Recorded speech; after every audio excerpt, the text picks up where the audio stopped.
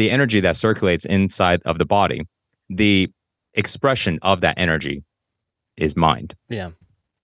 So therefore, if we change the frequency of this energy, then therefore the mind changes. Hi, and welcome to Common Denominator. I'm Moshe Popack, and today we chat with Mike Chang. Mike is the creator of Flow 60, the all-in-one practice to become more peaceful, release negative emotions, and work out the body in 60 minutes or less. Mike's got tips to help you open your energy, let go of tension, and increase mindfulness and productivity. So today, we're going to give you a special treat. My producer, Dave Azer, has been begging me for months and months and months to be able to go back into the host chair.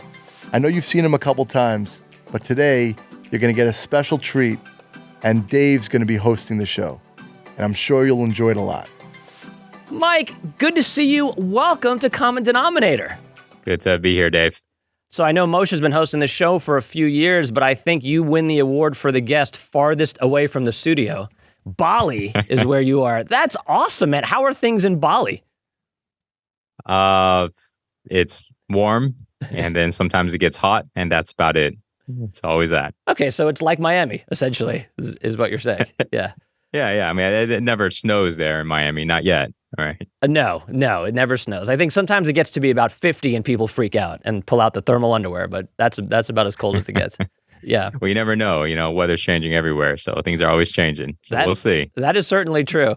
Well, rather than talk about the weather all day, let's talk about mindset and growth and giving people actionable tools to sharpen their skill set. And with you, a lot of your brand is physical fitness, but that's not all that you do. And I do think there's a huge correlation between physical fitness and sort of mental acuity. I was checking out your Instagram page and your YouTube page, and one of the videos I came across was you talked about how never to skip a day when it comes to physical fitness. And I want you to talk about that. Even on days when you're not feeling well or you're busy and you can't do your usual routine, why is it so important to do something every day? Well, I think it's just about habit building, right? And I think this stuff is things that people have heard about a million times. All right. So I'm not going to dive in and talk about the importance of habits because everybody knows, just like if I was going to say, you need to eat healthy and work out, right? So that video is basically just a motivational piece, reminding people of never skipping. There is another piece that's part of that video, which is a little bit deeper. Why do people skip? Like, people know that it's important to exercise, just like they know it's important to eat healthy and all that. But people, a lot of times, they skip because they are looking to get a good workout in, but they don't have the energy for it. They don't have the time for it.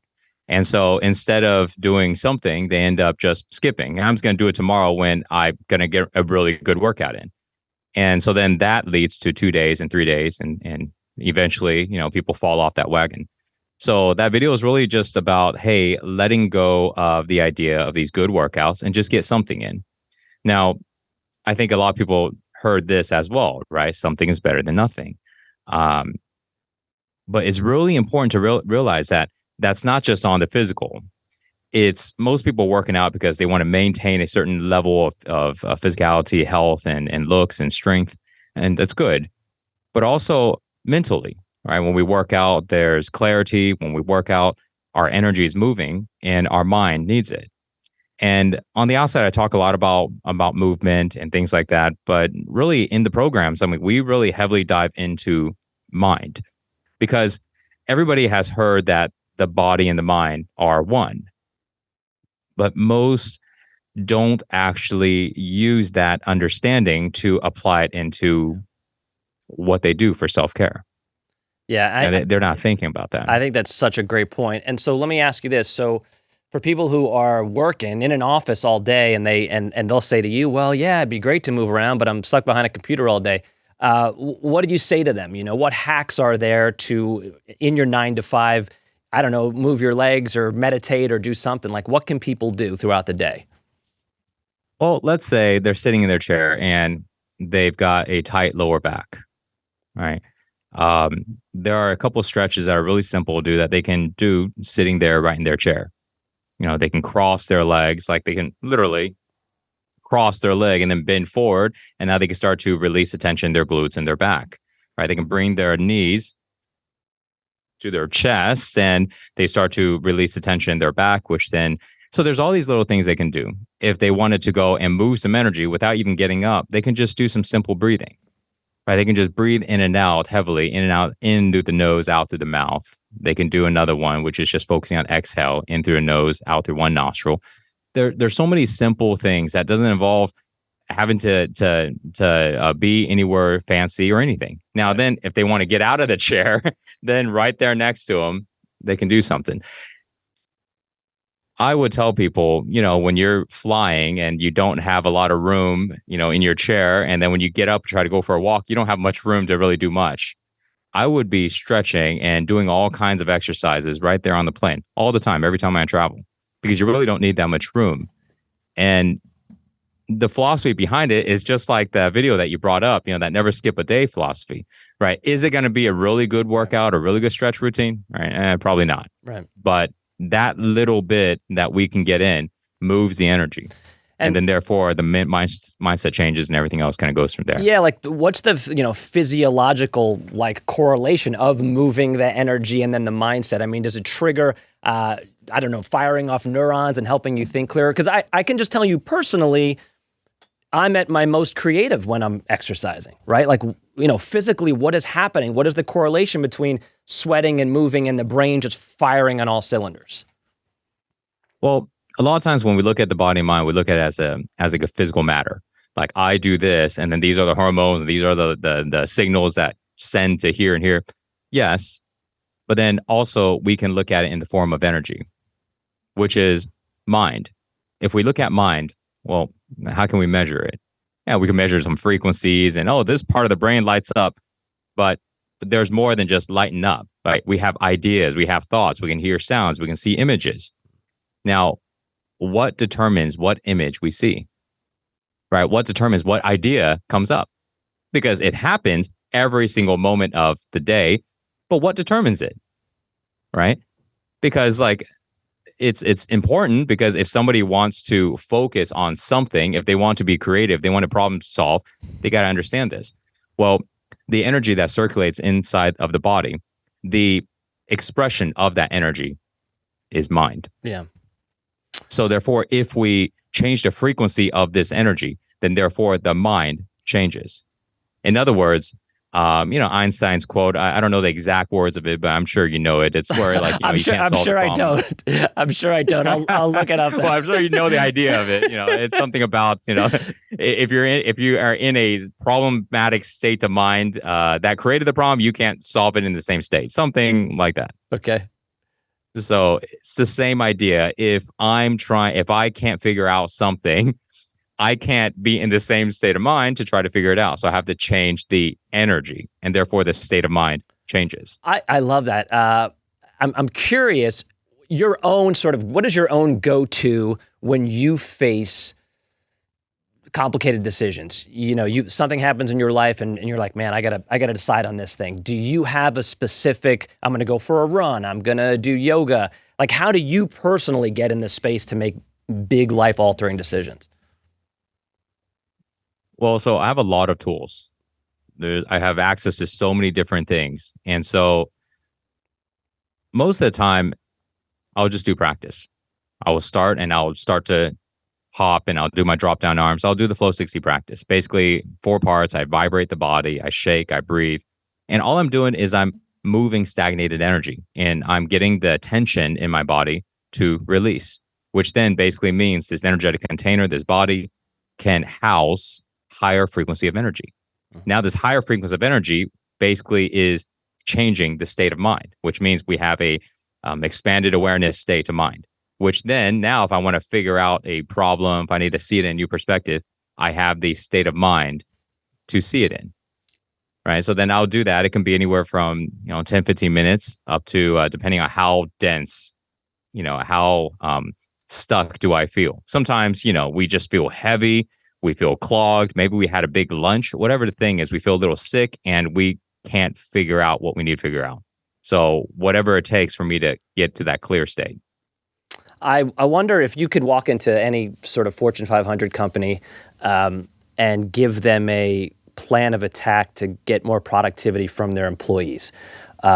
Should CEOs encourage physical movement throughout the day? Because I think you walk into most of these places and people are just sitting at their desks, handling millions upon millions of money and dealing with like huge stuff, but not doing any of the things we're talking about here.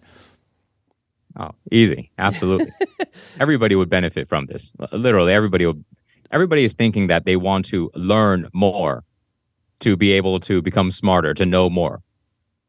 Most people don't realize that they actually know all of the information that they need to know at this moment to be able to move forward and do what they need to do. But people can't access it because their mind is so full. And so therefore they think I need to learn more. Well, actually the opposite is true. We need to empty out your mind. Now someone's going to go, whoa, what do you mean empty out? We have to understand that there's layers of mind, right? There's the conscious mind, subconscious mind, and the unconscious, where I would just call it level 1, 2, and 3. So imagine that level 1 is the loud mind. It's the one making literally the noise, right? It's the images, it's the sound, it's the tracks of music, like my son's YouTube videos of Baby Shark, right? Which now is playing in my head. Thank you, because and now the wheels on the bus. It's in mine. Thank Friend. you. Appreciate it. So when we silent this level 1 thoughts, now our mind is quiet. We can now access level 2. So when we access level 2, we access a higher state of awareness. We access more information. Because before, when we're accessing level 1, it's like we're hearing the noise. So therefore, we can only pay attention to the sentences that are coming out of the head, right? Which is very, very slow. It's like, think about you walk into a place and then how long it takes you to describe everything in that place, right? The persons, the field, the decor, and all that stuff, versus instantaneously when you walk in, you are aware of the whole place and all the feelings and all that stuff instantly, right? That awareness is level 2 mind.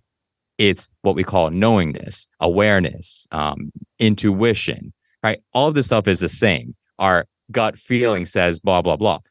All that is the same. We can access that when our loud mind, our conscious mind, is silent. But most people are running their conscious mind so much that they can't access the other one. So then all they can access is this limited mind with this limited awareness. So now I need more information, right? So then now I have to study, I have to think, I have to do all that stuff. And it takes forever to access because we can't access enough information because we're only able to process a very, very small amount of information at one time, like a computer that has a very low processing amount of RAM. And it's like, what do? Try to run more information through it, or let's just upgrade the computer so we can process more information at one time. I would think, yeah, CEOs and everybody would benefit. Yeah, and I would think the problem is we're taught sort of the incorrect mechanisms at an early age, right? Like I think even as kids, it's none of this stuff that we're talking about. So by the time people get to be older, we have a lot of sort of reprogramming to do, right? It would be great if we could start, teach them young to do the things that we're discussing here. That would make a huge difference. Yes. And I think it starts off with a combination of parents, right? Parents, along with kids are on social media at a really, really early age. My son's not even 2 yet, and he knows he's navigating through YouTube. Wow. So they're on there at an early age. have him navigate to the common denominator page and just watch the episodes. Yeah. If he's navigating anyway. He'll be like, Daddy. Yeah, just repeat. Yeah. You mentioned earlier, a few minutes ago, you mentioned Flow 60, which I know is something that you're really proud of. Talk to us about that and what you're building with that. So Flow 60, it's a training method. It took me, actually, to be honest, it took me a long time. That's why I had to pause, because that was like the question, like, what is it? Well, it's like a training method. It's like a philosophy. It's a mindset. So for the longest time, it was really hard to explain it. How can you say it covers everything and nobody knows what that is? It's like when I was chatting with your buddy and we're talking about Bruce Lee and Jeet Kune Do. You ever hear the explanation of that? There's no form and there's no. It's like, okay, how do I learn something that has no form? It was like that for a while. So essentially, now I've explained it a few times more. So what it is 5 training methods, 5 training methods put together in a 60-minute practice. And it consists of 60 moves done in 60 minutes. A person does it twice a day. And it changes the physical body by increasing strength, flexibility, endurance. It increases energy in the body by getting rid of all of the density, by changing the energetic frequency. And it helps us silence our mind so we can become more present. We're able to connect to ourselves. There are 7 training principles that we apply to the practice. And by doing so, we're able to train the body while training the mind at the same time. Because they're connected. But most people are doing physical, but their mind is wandering off. Or somebody can work on mental type of work, but they're not moving the body physically. So it's usually just one or the other. And the idea here is to be able to do them together first in a daily practice. So then now once a person's able to practice these, this way of doing this practice, they're able to now take the same method, their approach, bringing it to everyday life. So we have principles that are really universal, like no judgment, competing or comparing, always calm and relaxed, tense only what is needed, and different simple things that are very, very universal. But if somebody can actually apply it to everyday life, it would change their perspective. It will change how they interact. It will change their choices. Everything would evolve and change. And it's not overwhelmingly difficult to do, right? Like anyone can do this. Anyone can do it. That was something I needed. It took me years to figure that out. Because there's a lot of practices out there that are essentially trying to do the same thing, and they have, but it's very difficult. It's like you got to be able to stand on your head, so this way you can invert your body and allow the circulation to change, and therefore change to yes. But how many people can do that? And so yeah, anybody can do it. It's like you don't need it. You don't need experience. The moves are simple enough that anybody who does it for the first time will feel, and they'll feel the same every time. It's like every single practice you'll feel the same at the end of the practice. It'll always be the same. You're calm, you're relaxed. You felt like you did a workout, but at the same time you're refreshed, and there's a sense of centeredness. It's the same feeling, because that's the idea.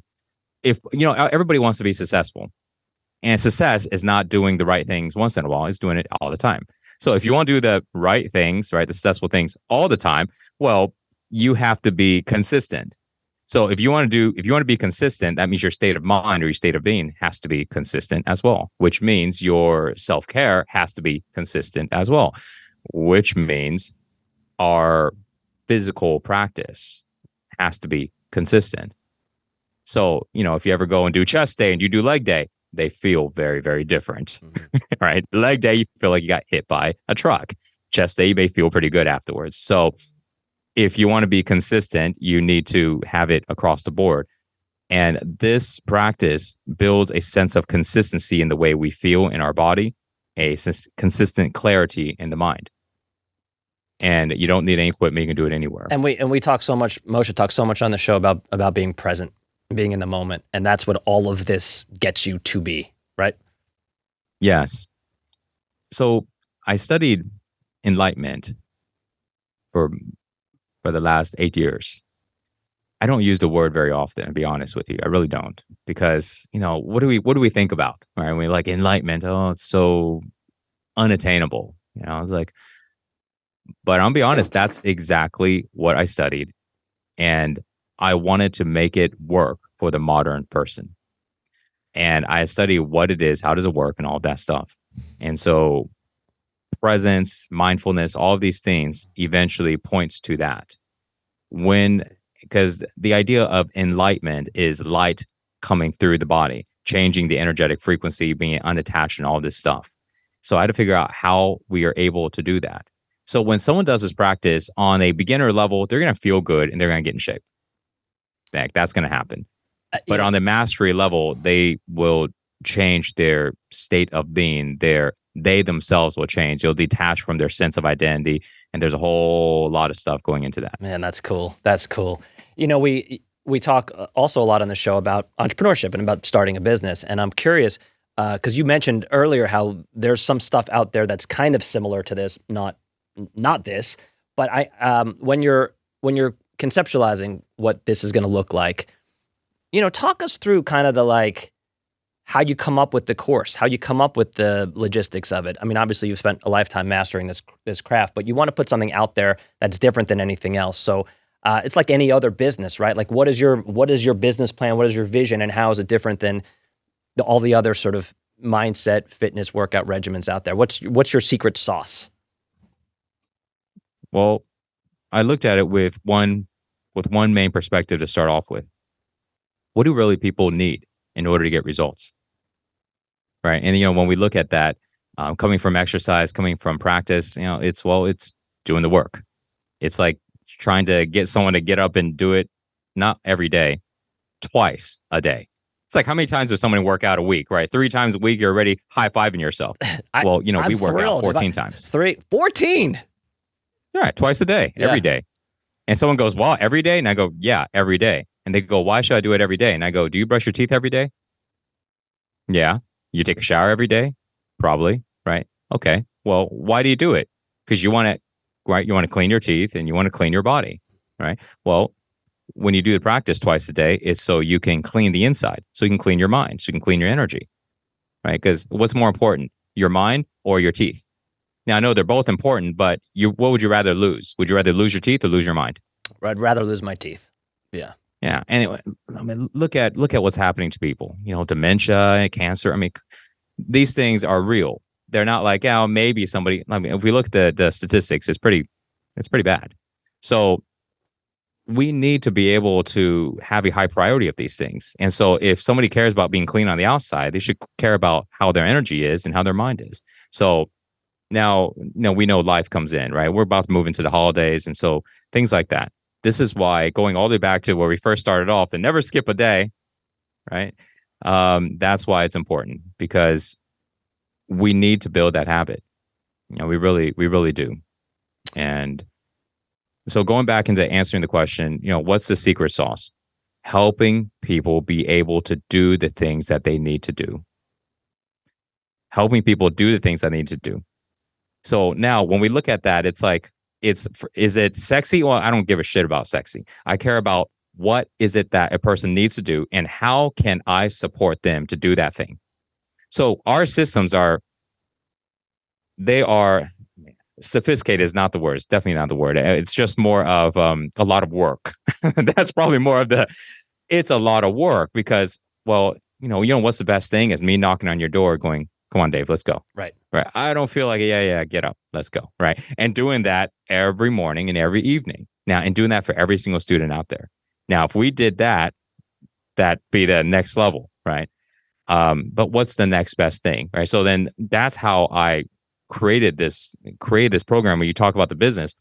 The business has elements that basically can support that the best way, the most scalable way. Right. First, it's like it wasn't scalable. It was really, really a tremendous amount of work. And over time, we started figuring out, how can we use certain softwares? How can we use certain workflows? How can we make it easier to accomplish the same thing? And then how do we give more and more and more? We're literally in the process right now of adding some new tools to make it a little bit easier, while at the same time giving even more value. But it's not easy. Like sometimes I just think about, we can just make it so much easier by offering a little less, and it's still a landslide more than everybody else. Honestly. But it's not worth it. If I wanted to go and just figure out a way to make a lot of money, I wouldn't have left my fitness business 8 years ago, where we were racking it in. So I just going backwards. Just want to ask you real quick about that, because you've already built one ginormous mega company with Six-Pack Shortcuts back in the day, and I'm just curious, to be such a, I mean, really, you are a legend in this space.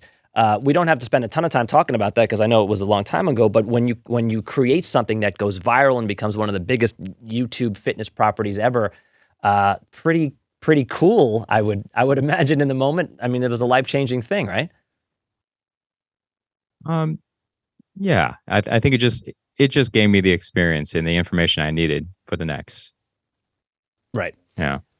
One other area I want to talk to you about, and again, I got this just from learning about you on YouTube and Instagram, that you had in the past suffered from extreme anxiety, social anxiety, if I have that right. And again, we talk about that a lot on this show, as well as, we've all got stuff, right? And I'm curious what your process has been to work through that?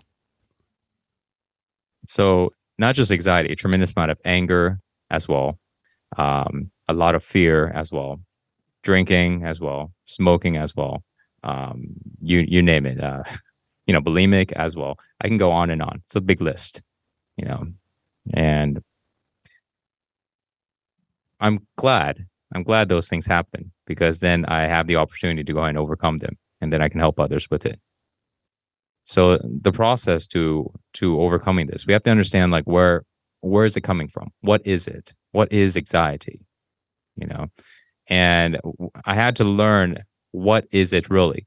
Boil it all the way down until I got a very clear understanding, because it's most people's understanding of it isn't enough to really solve it. They don't go deep enough. They don't get to the core. At some point, it just becomes vague. Maybe it's this, maybe it's that, and that's it. Well, if we look at the core of anxiety, we will find that that core is also the same as depression. It's the same as fear and sadness and all these other things. It's always the same. When we look at it, there is we can call it fear, but fear itself is too general, right? So we got to go deeper.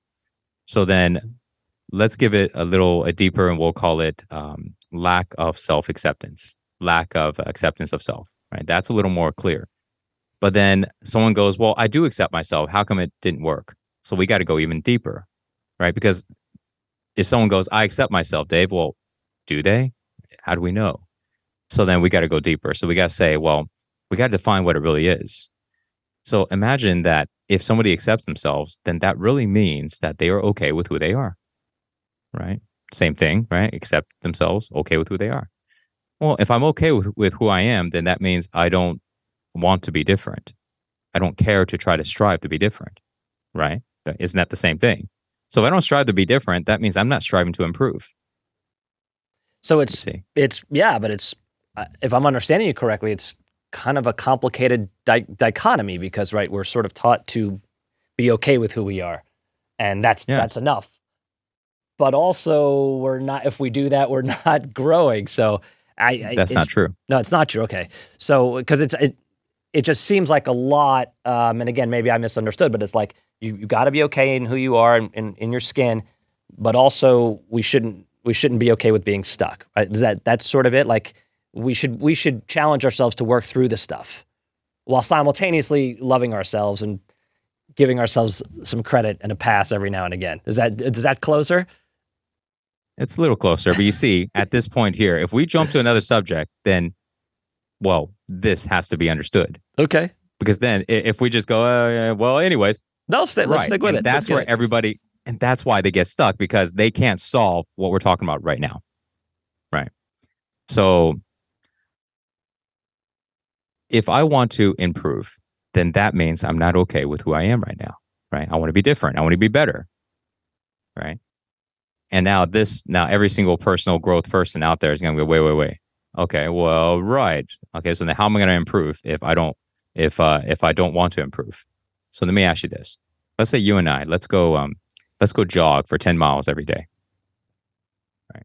And I want to improve. I want to get in really good shape, and I want to burn some body fat, right? Increase my cardio. You're just being my buddy, man. You're just going to come keep me company and jog because you like me. You're like, hey, Mike, you're a cool guy. Let's just jog. Sure. Now, I want to improve. But at the end of 1 month of, let's say, jogging 10 miles a day, do you think your jogging and every single thing that has to do with jogging would improve? I would think so. Yeah, for sure. Right. Yeah. But you don't care about improving. Right. Gotcha. Right? You just want to hang out with me. But because you did the action, the effect is what it is. Now, let's say this remote here. I don't want it to drop, but if I let it go, what's going to happen? It's going to drop. It's just cause and effect. Improvement, the desire of improvement itself doesn't do anything. You see, it's the action, but the intention of the action is what we're really talking about. Love it. Totally get it. I love it. That's great. Okay, yeah. In the time we have left, just a couple more for you. These are questions that we ask every guest who's on the show. You've spoken a lot about gratitude today, so I'm curious to hear what your answer is. What's the one thing right now, top of mind, that you're most grateful for? Being here right now, having this conversation with you. I love that. That's a wonderful answer. And is there something that people don't know about you that might surprise them? Could be silly, could be ridiculous, could be anything. What's a hidden secret about you that you're going to unveil on the show right now? I had so much fear. I was scared of the dark, and I had so much fear that I couldn't close my eyes when I take a shower. Wow. And you've worked through that now. Yeah, I worked through that. You couldn't close your eyes when you were taking a shower. That's would you mind talking? I just never heard that before. Can you share a little bit more about that? Imagine a person who has so much fear when they close their eyes, they see scary things. Right. Why? Well, watch a lot of scary things, and then those things get into your head, and then you don't know how to let them go. So then when you close your eyes, you see them. Man. Right. So I share that because people go through stuff, man. Yeah, I work with a lot of students, and people are struggling in different ways. And I share that to let them know, first of all, I understand what you're going through, and I can help you, and I understand why this is happening, and, imprinting, and we'll go into all that another day. But that's something that most people don't know. Yeah. Thank you for sharing that, because I do think there's probably people listening right now going, I'm not alone, right? Like, me too. I think that's great that you can share that. Tell us how we can follow you on social, how we can get your program, how we can learn more about you. How would you like people to contact you? Mike Chain Official on Instagram would be a good spot. I have a YouTube channel as well. A lot of people, they go there to look at the full practice. It's posted on there for free. There's long version, short versions. Long is about 60. Shorter is like 30 minutes or 7 minutes. Great way to try it out,